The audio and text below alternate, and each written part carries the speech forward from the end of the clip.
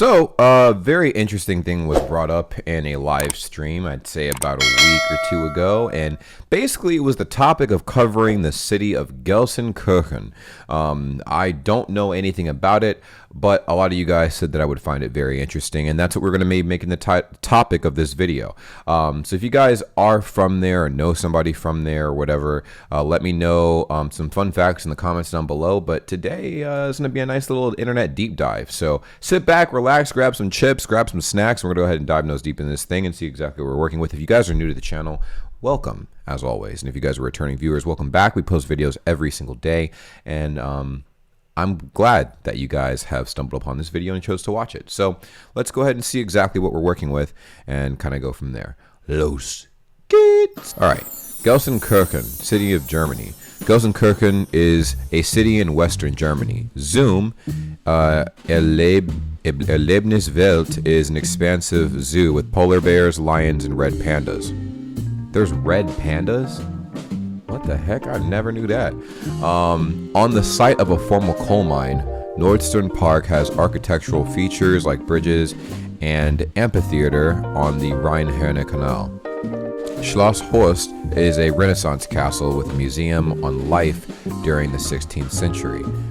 The Kunstmuseum Gelsenkirchen has many works by German expressionists. So the area is not super big. It's about 40.48 square miles, and the elevation is 197. The population is 260,000, which is not that bad. Currently, right now, it's 60 degrees Fahrenheit, which is cold for my Florida blood now. It used to be Chicago blood. It's now currently Florida blood. The dialing code is 0209. That's important for when we play GeoGuessr in the future.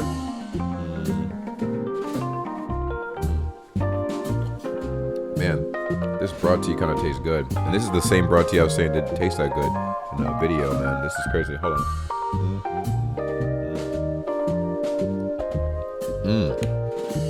I guess you run out of options, things start tasting decent. So, their 3-star hotels start at $90. A flight to Gelsenkirchen is about $660 from where I'm at now, which is not very expensive. So that's pretty nice. Let's go ahead and look at the imagery for this place. Then we're going to dive into some Wikipedia and kind of talk about this. Like I said, if this is something that interests you or a place that you live close by, please let me know in the comments down below. So here we have right here Bahnhof Center Gelsenkirchen photos. Boom. Oh my god, look at this. Look at this. This is absolutely gorgeous. This is a drawing though. This looks like a drawing of Gelsenkirchen, so this is like probably back in its prime or whatever. Quite nice, quite nice. This is an actual photo of it. Looks like it's has a major shopping district out there, so pretty cool. Very, very stacked, and it's interesting seeing this many people walk in between all these buildings and stuff, and no cars going in between them. Like, it's kind of weird to see this many people walking just like down this big open street where cars can't go, right? Because I'm so used to seeing cars driving in the middle and people on either side of the street. I know there's certain streets that are like this. It's not every street, it's just this particular one, but definitely very different. This is the center. Oh my god! Oh my god! Look at this! This is beautiful! Oh my god! Look at that! What? Bro, whoever did this yellow ass building over here, oh my god, that architect had some suave. I mean, there's a lot of clashing architecture here, but I like it. It gives life to this little place, man. I like it. Oh my lord. Downtown view of the pedestrian zone. Straße, Bahnhofstraße, Propstei Church, St. Augustinus, Gelsenkirchen. Wow, man, this is absolutely incredible. All right, well, we're gonna move on to some other stuff. By other stuff, we're gonna. Ooh. Is this like a stadium? What kind of stadium is this? Is like a soccer stadium, a football stadium? Gelsenkirchen. Somebody told me I wouldn't like it. Why? Is there something that happens in Gelsenkirchen I need to be notified about? This looks nice, bro. I am not gonna hold you. Let's go ahead and read a little Wikipedia excerpt and then do the 15 best things to do in Gelsenkirchen, Germany. And I need you guys to confirm whether or not these things are true or not. So Gelsenkirchen, German, in Germany, obviously, it's German city, is the 11th largest city of Germany's most populous federal state of North Rhine-Westphalia, and its 262,000 inhabitants make it the 25th largest city in Germany. On the Emscher River, it lies the center of the Ruhr, the largest urban area of Germany, of which it is the 5th largest city after Dortmund, Essen, Duisburg, and Bochum. The Ruhr is located in the Rhine-Ruhr metropolitan region, one of Europe's largest urban areas. Gelsenkirchen is the 5th largest city of Westphalia after Dortmund, Bochum, Bielefeld, and Münster. And it's one of the southernmost cities in the Low German dialect area. Ooh, Tiefdeutsch? Y'all call that Tiefdeutsch or just Low German? There's Hochdeutsch und Tiefdeutsch. But kennst du Tiefdeutsch? Anyways, the city is home to the football club Schalke 04, which is named after Gelsenkirchen Schalke. The club's current stadium, Veltins Arena, however, is located in Gelsenkirchen Erla. Gelsenkirchen was first documented in 1150, but it remained a tiny village until the 19th century, when the Industrial Revolution led to the growth of the entire area. And in 1840, when the mining of coal began, 6,000 inhabitants lived in Gelsenkirchen. In 1900, the population had increased to 138,000 people. In the early 20th century, Gelsenkirchen was the most important coal mining town in Europe. It was called the City of 1,000 Fires for flames of mine gases flaring at night. In 1928, Gelsenkirchen was merged with the adjoining cities of Buhr and Gelsenkirchen-Horst. The city bore the name Gelsenkirchen-Buhr until it was renamed Gelsenkirchen in 1930. During the Nazi era, Gelsenkirchen remained at a center of coal production and oil refining, and for this reason it was bombed in Allied air raids during World War II. Damn! There are no longer colliers in Gelsenkirchen, with the city searching for a new image, having been hit for decades with one of the highest unemployment rates in Germany. Oh, okay, I guess that makes sense.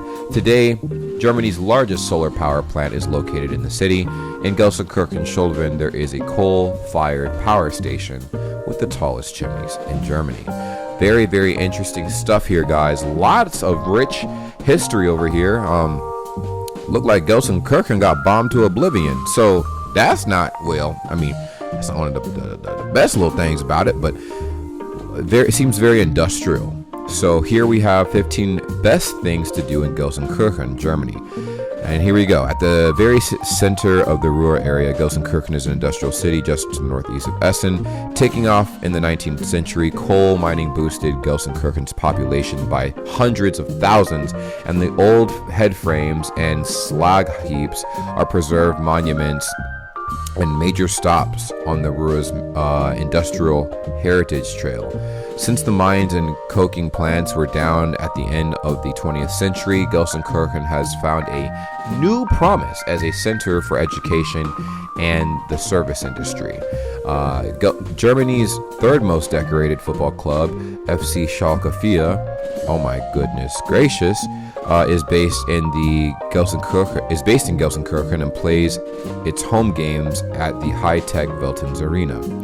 So, number 1, Zum Erlebniswelt Gelsenkirchen, otherwise known as the Erlebniswelt Zoo. It's a zoo. So, the city's award-winning zoo was founded in 1949 on bomb-damaged land beside the Rhine-Herne Canal and focuses solely on larger animals. Emphasis on the larger part, all right? For that reason, there are only 60 or so species in the park, but these creatures are given big panoramic habitats, meaning they are actually taken care of. I mean, yes, other zoos take care of their animals too, but these animals actually feel a lot more free than the average animal caged up in a zoo. You know what I mean? Their enclosures are smartly configured so you can view the sea lions from an underwater tunnel, while in the safari area, lions and zebras appear in the same view, although they're obviously kept separate because we don't want the lions eating the goddamn zebras. I mean, the zebras out there looking thick as hell, and the lions are like, you looking kind of good. I ain't gonna look. Anyways, the zookeepers are also on hand all day long for feeding sessions and to provide interesting tidbits about animal husbandry and the individual species. So that's pretty fun. You got the number 2, we got Schloss Horst, which is interesting. Don't really look like a castle, but we'll take it. We'll take the good with the bad. In the Horst district is an imposing Renaissance palace. Oh, Schloss doesn't always have to mean castle. It could be palace too. That definitely looked like a palace. That looked like a baby palace, bro. Looked like a baby palace. I'm gonna call it a snackable palace. Very snackable. In the Horst district is an imposing Renaissance palace, one of the oldest and most important historical buildings in Westphalia. In the region Lippe Renaissance style. In the regional Lippe Renaissance style, Schloss went up in 1578 on the site of a medieval predecessor that had burned down. At the time, it was one of the largest palaces in the north of the Alps. The Schloss Horst was the seat of the Lord of Horst before being sold off in the 1700s and abandoned in the 1800s. In the 20th century, it was a recreation center, and then nightclub until Gelsenkirchen bought the castle in the 80s and set about restoring it with the help of its citizens. For visitors, there's a museum exhibit about the tradesmen involved in the palace's construction in the 1500s, like stonemasons, blacksmiths, carpenters, tilers, bricklayers, and plasterers. Interesting. Number 3, FC Schalke 04. So, I said Schalke, FC Schalke 04. So, Schalke, the third most successful club in the history of the Bundesliga, and were Germany's dominant club in the 1930s, which is a long ass time ago, so not relevant. Although die Königsblauen, the Royal Blue, haven't won a single title since 1958. They've come close over the last decade. Close isn't winning, so that don't count. Finishing runner-up in 2007 and 2010. You can learn about the 30s when they were the biggest team in the country and find out about their UEFA Cup victory in 1997 at the club museum. Their stadium, the Veltins Arena, is the 4th largest in the league, holding about 62,271 people for domestic games and scheduling matches during the World Cup in 2006. If you want a crackling atmosphere, try to get tickets for the Nordkurve, where the die-hard fans don't stop singing for 90 freaking minutes. 90 minutes. That's a long ass time to be singing some songs, bro. That's like the old school remix. Anyways, there are also tours guiding you around some of the off-limit spots like the tunnel, media room, and chapel, and explaining the retractable roof mechanism. Interesting. So the roof is retractable at that stadium, at the Veltins Arena. It did look like it was kind of domed off. I'm like, there is no way that dome stay on the whole time. That's pretty sick if that thing does retract. I gotta watch a video on that. Okay. Nordstern Park. So on the Ruhr's Industrial Heritage Trail, the Nordstern Park is a recreation area laid out on the former Zeche Nordstern colliery. I can't even say the damn word. Anyways, the mine closed down in 1993, and in just 4 years, the site had been regenerated in time for Gelsenkirchen to host the Bundesgartenschau in 1997, the Federal Garden Exhibition. The old conveyors had been turned into walkways, and a 60-meter mining tunnel had been opened to the public. Elsewhere, old industrial materials like steel frames have become pergolas in the gardens, while the former mining tower is capped with a monumental statue, the Hercules of Gelsenkirchen by Mark Lupez. Park also has an amphitheater hosting the Rock Hard Heavy Metal Festival, booking major acts from international scenes every single May. Number 5. This is just 5 out of 15 now. Zeche Zollverein, right? This looked like a damn dump. I'm not gonna lie, bro. This looks like a clean dump, but a dump. Not like, bro, like this looked like barren. But anyways, although strictly in Essen city limits, this awe-inspiring industrial park is only 10 minutes by road from Schalke. Zeche Zollverein is a UNESCO or UNESCO World Heritage Site and the main landmark of the route of industrial heritage. I mean, it looks industrial, but it also looks, if I'm being frank, it looks boring. Anyways, both the colliery and the cooking, hold on, it has been labeled the most beautiful coal mine in the world. Well, coal mine's not really beautiful, so I'll take that. That would make sense, right? At the height of production, employed a small army of 8,000 miners. Holy shit, producing 8,000 tons of coke each day. Do they mean coal? 8,000 tons of coke, bro? Isn't that illegal? Anyways, both of the colliery and coking plant have been frozen in place, and you can take a tour of the complex, marveling at sights like the head frame and Bauhaus boiler house at Schaftshof.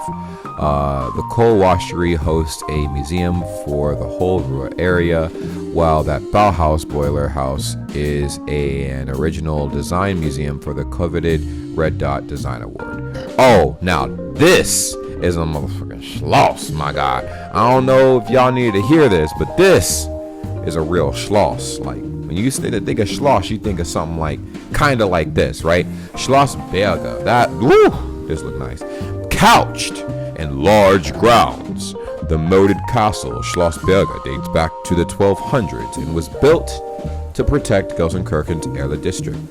I mean, bro, it's protecting my damn eyes because this shit is beautiful. Around the time, it was the birthplace of Mary Anna Wilhelmina, which would become a lover of Ludwig van Beethoven. Now the castle has a hotel and restaurant, and the grounds are a picturesque public park with large swathes of woodland, formal lawns, topiaries, and lots of water features like canals and sizable Berge Sea lakes and all that pretty stuff. Anyways, in July, the park is the stage for Summerfest Schlossberger that has fairground rides, an art market, food stalls, and live music, which sounds lit. Imagine going to a live music festival here. I would bust a fat nut. I'm not even gonna lie. I would be nutting all over. It would be beautiful. It would be absolutely. Oh my God. I'd get banned from Germany. Anyways, music theater im Revier. Okay, so a distinguished example of post-war architecture is the Music Theater im Revier. Dates to 1959 and it is listed as a German protected monument. I mean, this place looks like an office building and it looks pretty nice. It looks very modern-esque, honestly. There are 2 halls inside, Großes Haus und Kleines Haus, and the venue stages around 320 performances a year for ballet, opera, musical theater, and operetta. Werner Ruhnaus designed the building. Werner Ruhnaus designed the building, which has a huge cube-shaped facade with halls encased in glass cylinders inside of it. There's exceptional modern art throughout, including 2 sculptures by Yevnis Klein and a mobile by Jean Tinguely. Recently, the ME has drawn acclaim for its ballet productions directed by the famous choreographer Brigitte Briner, which sounds like a cool name. This place looks schmexy, I'm not gonna lie. If you guys have been here before, please detail in very vivid, descriptive comment in the comment section down below how the experience was, because I am genuinely curious. Alright, number 8 is the Kunstmuseum Gelsenkirchen. Now, this is something that we kept hearing about in the little opening of Gelsenkirchen, but boom. Let's go ahead and do this internet deep dive thing and see what they got to say about this. The city's art museum is in a handsome neo-Baroque villa with a modern glass extension and specializes in art from the 19th and 20th centuries. The museum was only founded in the 1950s, but quickly set about compiling art by the expressionist Lovis Corinth, Dadaist Max Ernst, and Bauhaus teacher Laszlo Moholy-Nagy. But the focus on the collection is kinetic art, mostly by the Zero Group, which had a residence at the museum in the 1960s.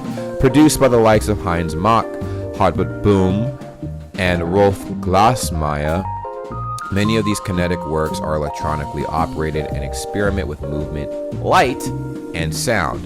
And this looks like a little Liddy committee spot. I'm not gonna lie. This is probably a place now that is on my radar and of list of places I need to go visit when I get to Germany. Lots of new places pop up all the time, but this trip is happening, y'all. It's taking 2 years, but it's happening. Halde Rhein-Elbe. All right, let's go check this out. What is this place? It looked like somebody dropped a bomb on this place, and then literally this is like one of the little slivers of castle left. If I'm keeping it a stack with you, that's what it looks like. No disrespect, but look. In Gelsenkirchen's southernmost district of Uckendorf is a mountain-like slag heap at the site of another disused mine, Zeche Rhein-Elbe. This colliery shut down in 1928, long before many of the others in the area, but it wasn't until 1999 that its waste material was landscaped into this otherworldly peak. The crest of the heap is just over 100 meters above sea level. That's pretty fucking high, dude. What's strange about the scene is the total absence of vegetation on the upper reaches. At the top is a 10-meter monument by the modern sculptor Hermann Pregan titled Himmelstreppe, Ladder to Heaven, if y'all believe in that. Halde Rugenberg. Okay, so this is another interesting location out there. These look like pyramids, low-key. Low-key look like pyramids, bro, with like little telescopes on them and stuff. Also a fitting memorial for Gelsenkirchen's industry is this 110-meter slag tip. What you see here is more than a century's worth of mining spoil piled into 2 pyramids. They are pyramids! Well, would you look at that? Your boy got a brain. Anyways, nature has slowly started to take over, but as with the Rhein-Elbe, the upper portions are still bare. You can scale the 300 steps from the picturesque worker settlement of Schungelberg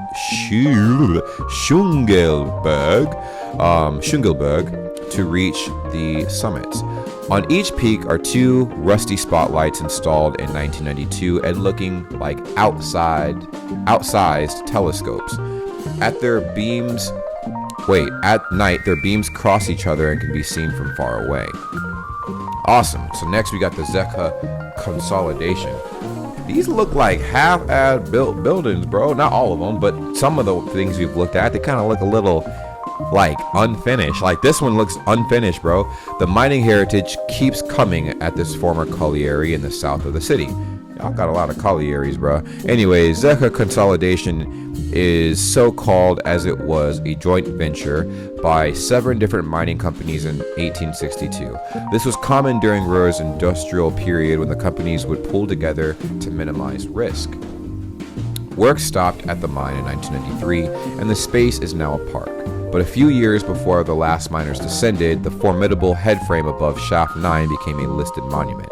That 53-meter structure and its conveyor system and steel shed live on as a memory on the mining days. The Northern Machine House, in the Northern Machine House, there's an exhibition by a local artist, Werner Thiel, who used the industrial materials in his collages and installations. We're almost done, guys. Don't hang in there. Mining settlements. Oh my God. These houses look, they look a little, I don't know how to really describe it. They look like those huts in Star Wars a little bit. Not huts, but you know what I mean? Like those little village houses. They look like they could be made out of adobe, but not really. They're probably like made out of cement, solid cement. It's just the design is very interesting. Very, very villagey. Very villagey. Interesting. Anyways, it says if you're into industrial history, you'll also be intrigued to see how Gelsenkirchen's collieries accommodated the colossal influx of workers in the 19th century. There are two on the Ruhr's Industrial Heritage Trail. Siedlung Flutz Dickerbank was placed on in the 1860s for miners working at the Holland, Alma, and Rheinelbe collieries. The neighborhood was saved in the 1970s when residents refused to be rehoused for a scheduled demolition. And under that, the epic Rugenberg slag heap Siedlung Schungelberg is the more impressive location of the two. This settlement dates to 1897 and has long rows of cute houses with mansard roofs. To create a healthy environment for its workers, the community was drawn up with 7 hectares of green space. Number 13, Movie Park, Germany. Now this looks super dope. Gives me Warner Brothers vibes, strong Warner Brother vibes. Movie Park, this is what I definitely want to go check out for sure. So Movie Park, Germany. A short car ride from Scholven in the north of Gelsenkirchen is a theme park inspired by the movie industry. The park is organized into 7 zones and has attractions based on the famous films and TV shows. So for instance, there's a 4D cinema show for the animated film Ice Age, a time travel ride where you're accompanied by John Cleese and a maze theme on The Walking Dead using real sets from the show. So basically, Movie Park is you guys' version of Universal Studios. That's what I'm getting at. I haven't even been to Universal Studios, but I gotta make that video for this channel because you already know the vibes. Anyways, each zone has a district design immortalized by cinema. I can't even say the damn word. Just like the Santa Monica Pier, streets of New York, Old West, or Hollywood studio set. Interesting. Movie Park is also known for its live shows for all ages, whether it's cop themed or a live performance by the characters from the Nicktoons, which is so fucking cool. I would do that. Freizeitpark Schloss Beck. Whoa, that's a mouthful. It's basically a park for kids. So for families with younger children, there's another theme park just next door to the movie park in the grounds of a Baroque stately home. Schloss Beck is from the 1760s and was built for a high-ranking official of the electorate of Cologne by Johann Conrad Schlaun, the most celebrated architect in the region at the time. That house is a protected monument, sets the scene for a theme park for young ones that has a Ferris wheel, carousels, a miniature train, and all kinds of playgrounds and obstacles. Since 2012, the park had a walkway suspended in the canopies of the park's trees. The house is set up with dioramas, which can get a little creepy in the cellar. And we don't fuck with cellars, so you already know the vibes. Alright, final one. Propsteikirche St. Urbanos. This looks interesting. So it's basically Propsteikirche St. Urbanos. It's a church, obviously. So in the Boyer district, make sure to call it in at the main Catholic church. Yeah, make sure to call in at the main Catholic church. Now, although the current neo-Gothic building was raised in the 1890s, it has legacy reaching back to the 11th century, which is old as hell. Crazy, but very interesting. The building had to be updated at the end of the 19th century because of the sudden population growth in the industrial area, but within, there's Romanesque, Gothic, and Baroque art dating back to more than 800 years. Okay. A Romanesque carving of a guardian lion and column capital have been put on the show and date to the year 1200. And in the northern chapel is a Pieta, Mary cradling Jesus' corpse, dating to the start of the 16th century. Much newer are the colorful post-war windows crafted by the master glassmaker Nicholas Betta and the painter Hans Günther von Luck. Basically, we can come to a conclusion of a few things out here, man. Gelsenkirchen is absolutely phenomenal. I don't know why people were telling me that Gelsenkirchen was like, you ain't gonna like it, it's gonna be ooh, it's gonna be It seems very like slept on. I feel like when you hear of Germany, this is definitely one of the places that gets swept under the rug. So if you guys are from there and know anybody from there, let me know what that experience is like in the comments down below. I always read your comments, and it really means a lot to me. Thank you guys so much for watching, and I will see you in another video because we're dropping a lot today. Well, what a pleasure it is to see all of your beautiful faces at the end of this lovely video. Subscribe if you haven't already. I'm sure you know, as I've mentioned in the past, we do have a Discord that's linked in the description down below, and we would love to have you a part of the world's greatest community ever, Bray Gang. Yes, if you've made it to this point in the video, you're officially a part of the community. So go ahead, join the Discord server. Link is in the description down below. And we also have other social media as well, like Instagram, Twitter. We're live. We go live on Twitch quite often as well. So it would behoove you to, go ahead and subscribe to the Twitch channel at twitch.tv/JamesBrayGang. Join the cause and be a part of the greatest, literally the greatest community ever.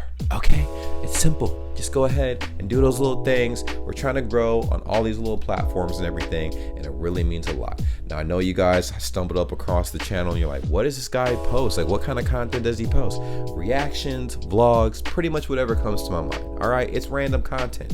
I don't know what I'm gonna be posting 10 years from now, but I do know that you can stick along for the journey, and it really means a lot. Now, for every single person that subscribes and follows all of the accounts that I have made, and all the links will be in the description down below, that's an automatic entry for any future giveaways I decide to have. I'll remind you when the giveaways take place, but you'll be surprised what I will be giving away because you guys have supported me so much up to this point, and it's only right that I do the same thing back.